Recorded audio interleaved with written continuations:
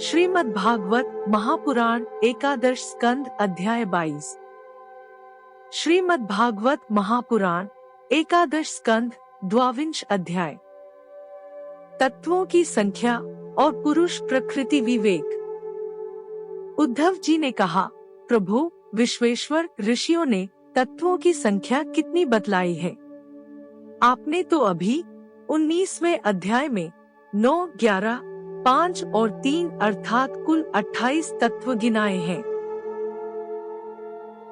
यह तो हम सुन चुके हैं, किंतु कुछ लोग 26 तत्व बतलाते हैं तो कुछ 25, कोई 7, 9 अथवा 6 स्वीकार करते हैं, कोई 4 बतलाते हैं तो कोई 11।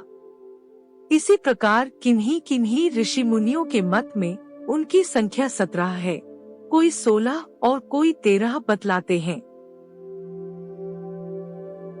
सनातन श्री कृष्ण ऋषि मुनि इतनी भिन्न संख्याएं किस अभिप्राय से बतलाते हैं?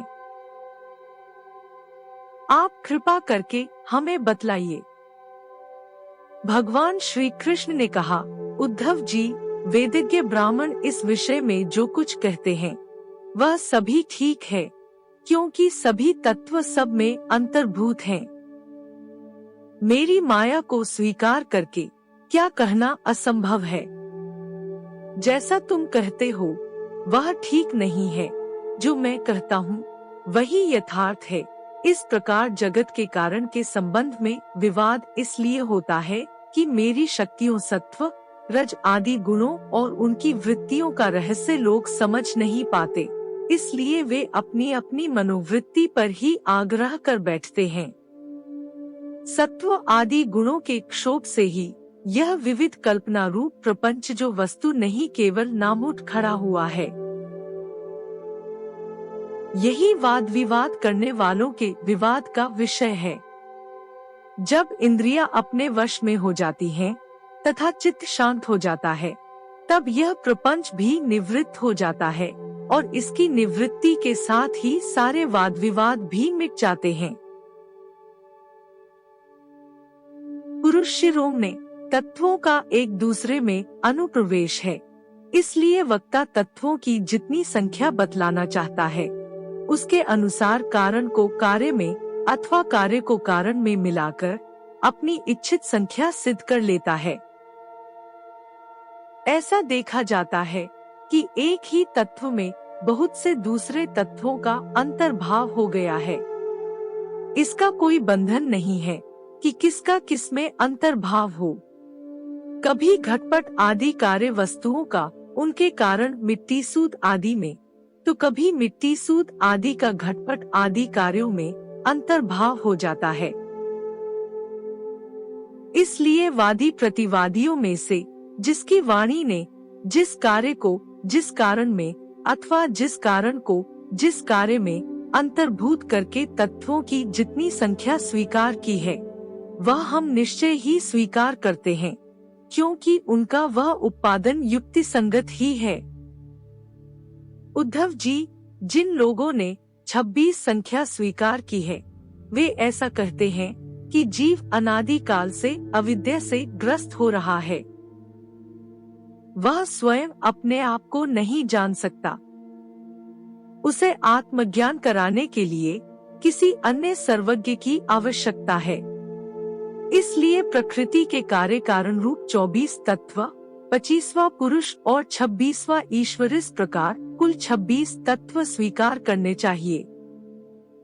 25 तत्व मानने वाले कहते हैं कि इस शरीर में जीव और ईश्वर का अणुमात्र भी अंतर या भेद नहीं है, इसलिए उसे भेद की कल्पना व्यर्थ है।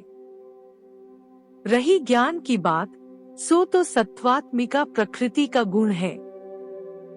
तीनों गुणों की साम्यावस्था ही प्रकृति है, इसलिए सत्व, रज आदि गुण आत्मा के नहीं प्रकृति के ही हैं।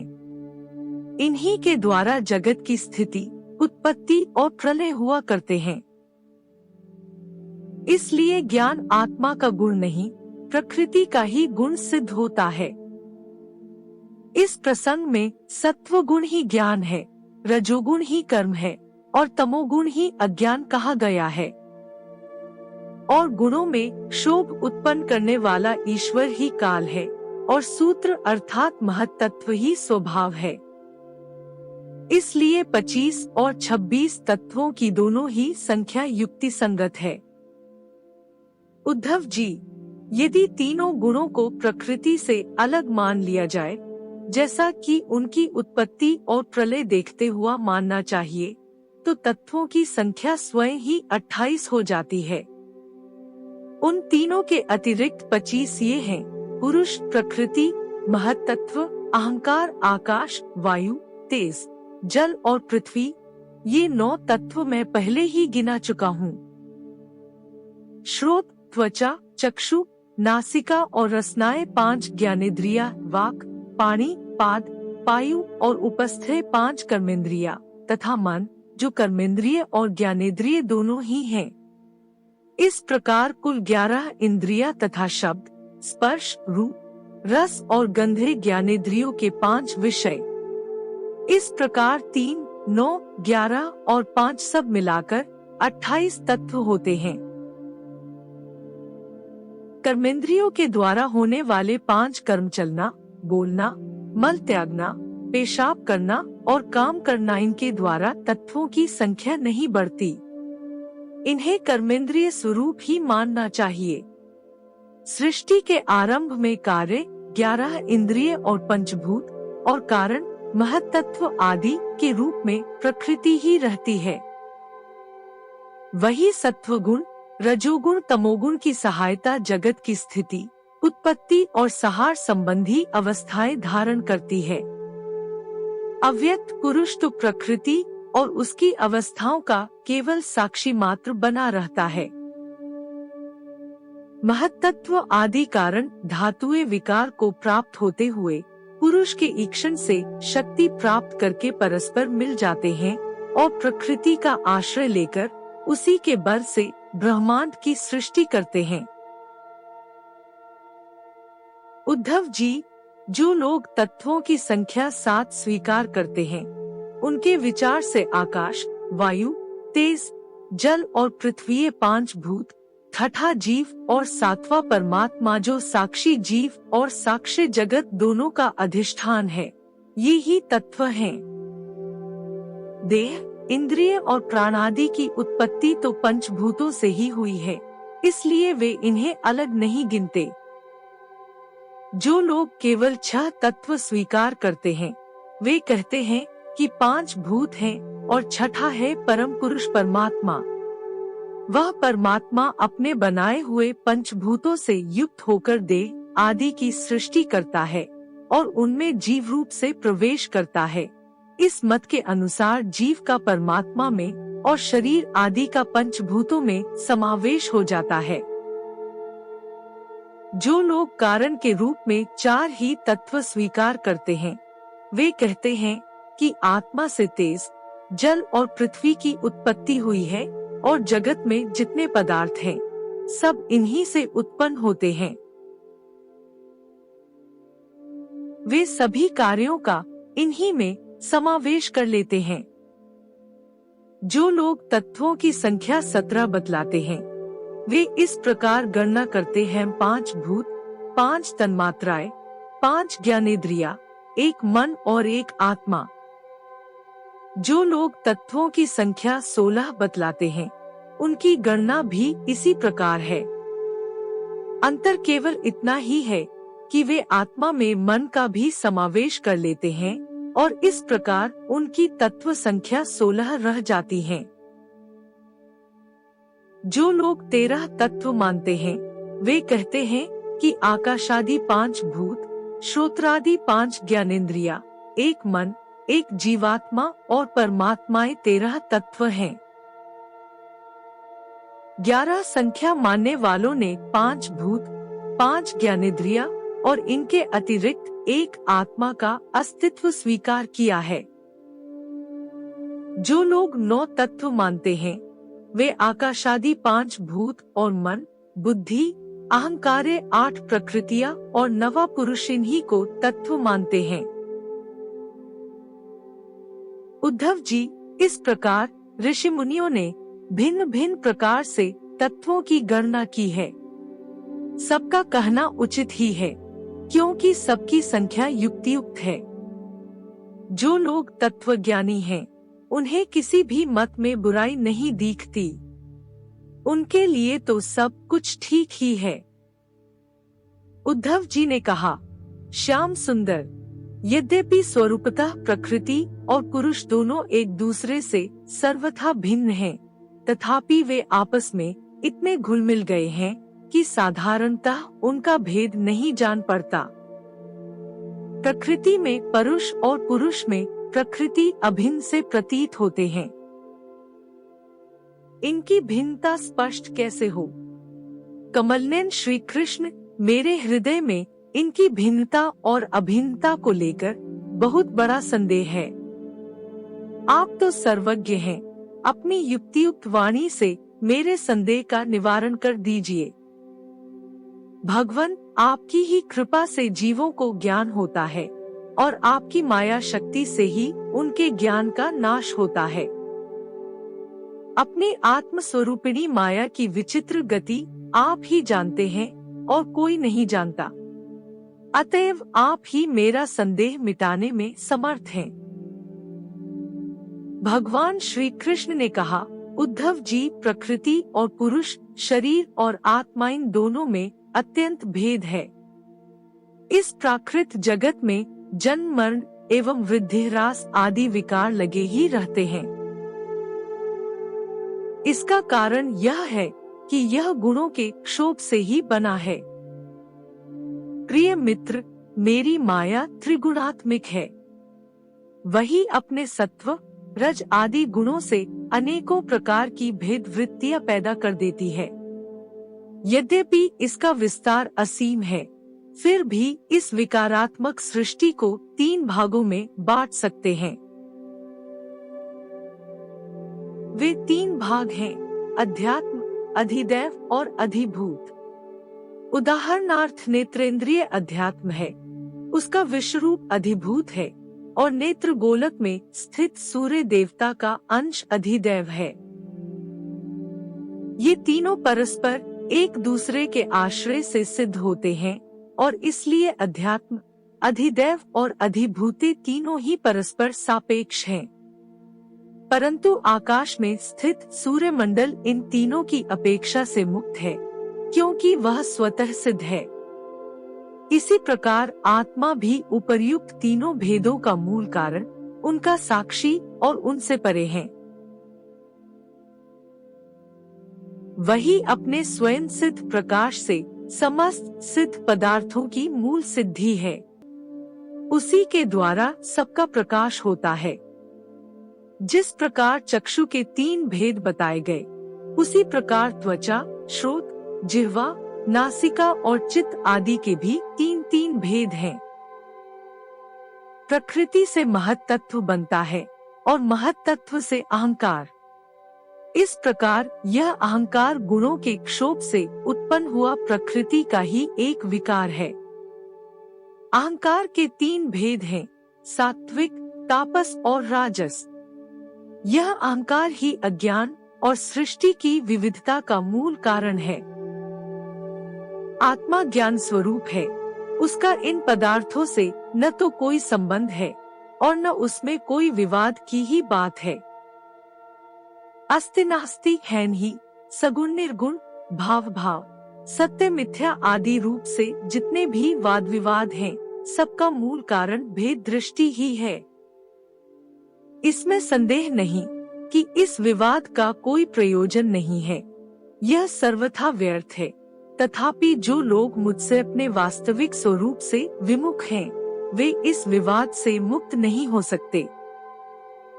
उद्धव जी ने पूछा, भगवान, आपसे विमुख जीव अपने किए हुए पुण्य पापों के फलस्वरूप ऊंची नीची योनियों में जाते आते रहते हैं। अब प्रश्न यह है कि व्यापक आत्मा का एक शरीर से दूसरे शरीर में जाना, अकर्ता का कर्म करना और नित्य वस्तु का जन्म मरण कैसे संभव है? गोविंद, जो लोग आत्मज्ञान से रहित हैं, वे तो इस विषय को ठीक ठीक सोच भी नहीं सकते और इस विषय के विद्वान संसार में प्रायः मिलते नहीं, क्योंकि सभी लोग आपकी माया की भूल भुलैया में पड़े हुए हैं। इसलिए आप ही कृपा करके मुझे इसका रहस्य समझाइए। भगवान श्री कृष्ण ने कहा, प्रिय उद्धव, मनुष्यों का मन कर्म संस्कारों का पुंज है। उन संस्कारों के अनुसार भोग प्राप्त करने के लिए उसके साथ 5 इंद्रियां भी लगी हुई हैं। इसी का नाम है लिंग श्री। वही कर्मों के अनुसार एक शरीर से दूसरे शरीर में, एक लोक से दूसरे लोक में आता जाता रहता है। आत्मा इस लिंग शरीर से सर्वथा पृथक है। उसका आना जाना नहीं होता, परंतु जब वह अपने को लिंग शरीर ही समझ बैठता है, उसी में अहंकार कर लेता है, तब उसे भी अपना जाना आना प्रतीत होने लगता है।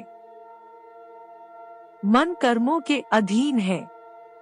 वह देखे हुए या सुने हुए विषयों का चिंतन करने लगता है और क्षण भर में ही उनमें तदाकार हो जाता है तथा उन्हीं पूर्व चिंतित विषयों में लीन हो जाता है। धीरे धीरे उसकी स्मृति, पूर्वापर का अनुसंधान भी नष्ट हो जाता है। उन देवादि शरीरों में इसका इतना अभिनिवेश, इतनी तल्लीनता हो जाती है कि जीव को अपने पूर्व शरीर का स्मरण भी नहीं रहता। किसी भी कारण से शरीर को सर्वथा भूल जाना ही मृत्यु है। उदार उद्धव, जब यह जीव किसी भी शरीर को अभेद भाव से मैं के रूप में स्वीकार कर लेता है, तब उसे ही जन्म कहते हैं। ठीक वैसे ही जैसे स्वप्नकालीन और मनोरथकालीन शरीर में अभिमान करना ही स्वप्न और मनोरथ कहा जाता है। यह वर्तमान देह में स्थित जीव जैसे पूर्व देह का स्मरण नहीं करता, वैसे ही स्वप्न या मनोरथ में स्थित जीव भी पहले के स्वप्न और मनोरथ को स्मरण नहीं करता, प्रत्युत उस वर्तमान स्वप्न और मनोरथ में पूर्व सिद्ध होने पर भी अपने को नवीन सा ही समझता है। इंद्रियों के आश्रय मन या शरीर की सृष्टि से आत्म वस्तु में यह उत्तम, मध्यम और अधम की त्रिविधता भासती है। उसमें अभिमान करने से ही आत्मा बाह्य और आभ्यंतर भेदों का हेतु मालूम पड़ते लगता है। जैसे दुष्ट पुत्र को उत्पन्न करने वाला पिता पुत्र के शत्रु मित्र आदि के लिए भेद का हेतु हो जाता है। प्यारे उद्धव, काल की गति सूक्ष्म है। उसे साधारणतः देखा नहीं जा सकता। उसके द्वारा प्रतिक्षण ही शरीरों की उत्पत्ति और नाश होते रहते हैं। सूक्ष्म होने के कारण ही प्रतिक्षण होने वाले जन्म मरण नहीं दिख पड़ते। जैसे काल के प्रभाव से दिए की लो, नदियों के प्रवाह अथवा वृक्ष के फलों की विशेष विशेष अवस्थाएं बदलती रहती हैं, वैसे ही समस्त प्राणियों के शरीरों की आयु, अवस्था आदि भी बदलती रहती है। जैसे यह उन्हीं ज्योतियों का वही दीपक है, प्रवाह का यह वही जल है, ऐसा समझना और कहना मिथ्या है। वैसे ही विषय चिंतन में व्यर्थ आयु बिताने वाले अविवेकी पुरुषों का ऐसा कहना और समझना कि यह वही पुरुष है, सर्वथा मिथ्या है। यद्यपि वह भ्रांत पुरुष भी अपने कर्मों के बीज द्वारा न पैदा होता है और न तो मरता ही है, वह भी अजन्मा और अमर ही है, फिर भी भ्रांति से वह उत्पन्न होता है और मरता सा भी है। जैसे कि काष्ठ से युक्ति अग्नि पैदा होता और नष्ट होता दिखाई पड़ता है। उद्धव जी, गर्भाधान, गर्भ वृद्धि, जन्म, बाल्यावस्था, कुमारावस्था, जवानी, अधेड़ अवस्था, बुढ़ापा और मृत्यु, ये 9 अवस्थाएं शरीर की ही हैं। यह शरीर जीव से भिन्न है और ये ऊंची नीची अवस्थाएं उसके मनोरथ के अनुसार ही हैं, परंतु वह अज्ञानवश गुणों के संग से इन्हें अपनी मानकर भटकने लगता है और कभी कभी विवेक हो जाने पर इन्हें छोड़ भी देता है। पिता को पुत्र के जन्म से और पुत्र को पिता की मृत्यु से अपने अपने जन्म मरण का अनुमान कर लेना चाहिए। जन्म मृत्यु से युक्त देहों का दृष्टा जन्म और मृत्यु से युक्त शरीर नहीं है। जैसे जौ गेहूं आदि की फसल बोने पर उग आती है और पक जाने पर काट दी जाती है, किंतु जो पुरुष उनके उगने और काटने का जानने वाला साक्षी है, वह उनसे सर्वथा पृथक है। वैसे ही जो शरीर और उसकी अवस्थाओं का साक्षी है, वह शरीर से सर्वथा पृथक है। अज्ञानी पुरुष इस प्रकार प्रकृति और शरीर से आत्मा का विवेचन नहीं करते। वे उसे उनसे तत्वतः अलग अनुभव नहीं करते और विषय भोग में सच्चा सुख मानने लगते हैं तथा उसी में मोहित हो जाते हैं। इसी से उन्हें जन्म मृत्यु रूप संसार में भटकना पड़ता है। जब अविवेकी जीव अपने कर्मों के अनुसार जन्म मृत्यु के चक्र में भटकने लगता है, तब सात्विक कर्मों की आसक्ति से वह ऋषिलोक और देवलोक में, राजसिक कर्मों की आसक्ति से मनुष्य और असुर योनियों में तथा तामसी कर्मों की आसक्ति से भूत प्रेत एवं पशु पक्षी आदि योनियों में जाता है। जब मनुष्य किसी को नाचते गाते देखता है, तब वह स्वयं भी उसका अनुकरण करने तान तोड़ने लगता है।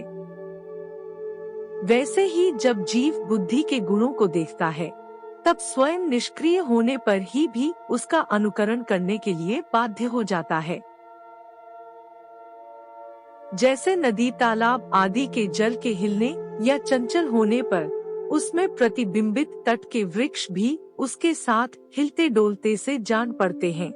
जैसे घुमाए जाने वाले नेत्र के साथ साथ पृथ्वी भी घूमती हुई सी दिखाई देती है। जैसे मन के द्वारा सोचे गए तथा स्वप्न में देखे गए भोग पदार्थ सर्वथा अलीक ही होते हैं, वैसे ही है दाशार्थ आत्मा का विषयानुभव रूप संसार भी सर्वथा असत्य है। आत्मा तो नित्य शुद्ध बुद्ध मुक्त स्वभाव ही है। विषयों के सत्य न होने पर भी जो जीव विषयों का ही चिंतन करता रहता है, उसक यह जन्म मृत्यु रूप संसार चक्र कभी निवृत्ति नहीं होता। जैसे स्वप्न में प्राप्त अनर्थ परंपरा जागे बिना निवृत्त नहीं होती। प्रिय उद्धव, इसलिए इन दुष्ट कभी तृप्त न होने वाली इंद्रियों से विषयों को मत भोगो। आत्म विषयक अज्ञान से प्रतीत होने वाला सांसारिक भेदभाव भ्रममूलक ही है, ऐसा समझो। असाधु पुरुष गर्दन पकड़कर बाहर निकाल दें, वाणी द्वारा अपमान करें, उपहास करें, निंदा करें, मारे पीटे, बांधे, आजीविका छीन ले, ऊपर थूक दे, मूत दे अथवा तरह तरह से विचलित करें, निष्ठा से डिगाने की चेष्टा करें, उसके किसी भी उपद्रव से क्षुब्ध न होना चाहिए, क्योंकि जो बेचारे अज्ञानी हैं, उन्हें परमार्थ का तो पता ही नहीं है। अतः जो अपने कल्याण का इच्छुक है, उसे सभी कठिनाइयों से अपनी विवेक बुद्धि द्वारा ही किसी बाह्य साधन से नहीं अपने को बचा लेना चाहिए।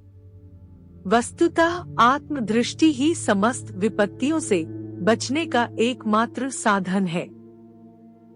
उद्धव जी ने कहा, भगवान आप समस्त वक्ताओं के शिरोमणि हैं। मैं इस दुर्जनों से किए गए तिरस्कार को अपने मन में अत्यंत असह्य समझता हूँ। अतः जैसे मैं इसको समझ सकूं, आपका उपदेश जीवन में धारण कर सकूं, वैसे हमें बतलाइए।